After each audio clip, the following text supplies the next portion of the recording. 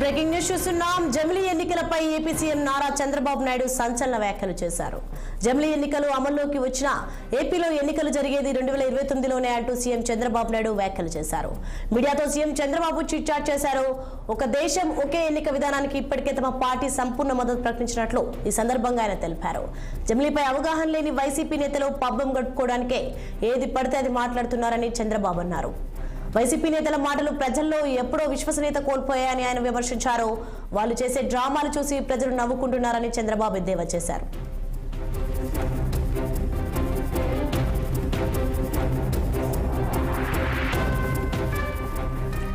ఇదే అంశంపై మా గుంటూరు ప్రతినిధి పవన్ మరింత సమాచారం అందిస్తారు. ఫోన్ లైన్ లో ఎస్ పవన్.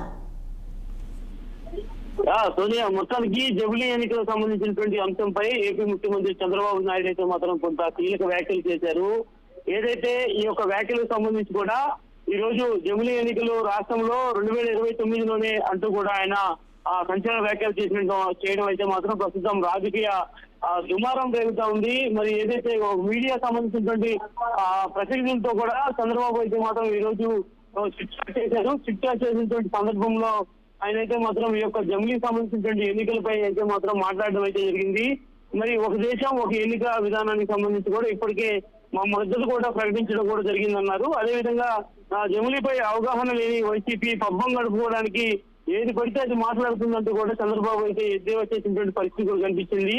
వైసీపీకి సంబంధించినటువంటి నేతలు మాటలు చూస్తా ఉంటే ప్రజల్లో ఎప్పుడో విశ్వసనీయత కూడా కోల్పోయారని చెప్పి కూడా చంద్రబాబు ఎద్దేవా చేశారు. మరి వాళ్ళు వేసేటువంటి డ్రామాలు చూసి కూడా ప్రజలు నవ్వుకుంటా ఉన్నారు. ఈరోజు రాష్ట్రంలో స్థిర ప్రభుత్వం కొనసాగుతున్నటువంటి నేపథ్యంలో కూడా స్వర్ణాంధ్ర విజన్ 2047కు సంబంధించినటువంటి డాక్యుమెంట్ ను మరింతగా కూడా ప్రజల్లోకి తీసుకెళ్లాలని చెప్పి కూడా చంద్రబాబు మీడియా చిట్ చాట్ లో అయితే మాత్రం తెలియజేసినటువంటి పరిస్థితి కనిపించింది.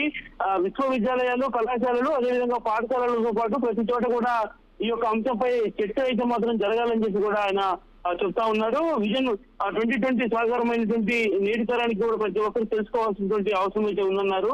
1996 నాటి ఆంధ్రప్రదేశ్ పరిస్థితులు ఇప్పుడు 2020 నాటి ప్రస్తుత పరిస్థితులు బేజారు వేస్తే విప్లవాత్మకమైనటువంటి మార్పులు కూటమి ప్రభుత్వం కాకుండా గత తెలుగుదేశం పార్టీ హయాంలో కూడా రాష్ట్ర అభివృద్ధి కూడా జరిగిందంటే చంద్రబాబు అయితే ఈ రోజు చిట్ చాట్ లో చెప్పినటువంటి పరిస్థితి కూడా కనిపిస్తుంది. దాదాపుగా ఈ ఏదైతే 2047కి కూడా పూర్తి స్థాయిలో కూడా మరింతగా ప్రజల్లోకి వెళ్లే విధంగా కూడా చంద్రబాబు అయితే మాత్రం కొన్ని ప్రణాళికలు రూపొందించాలని చెప్పి కూడా చెప్తా ఉన్నారు.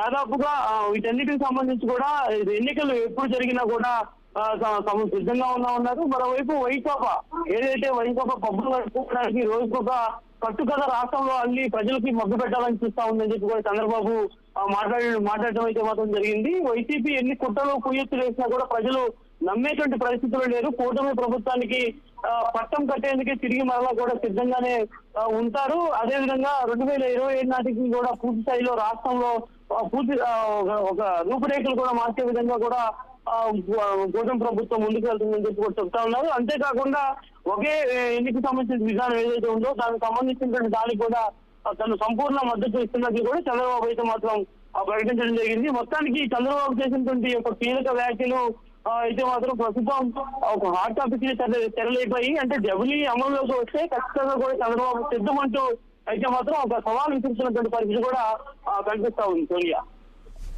Okay right, thanks for information Pawan.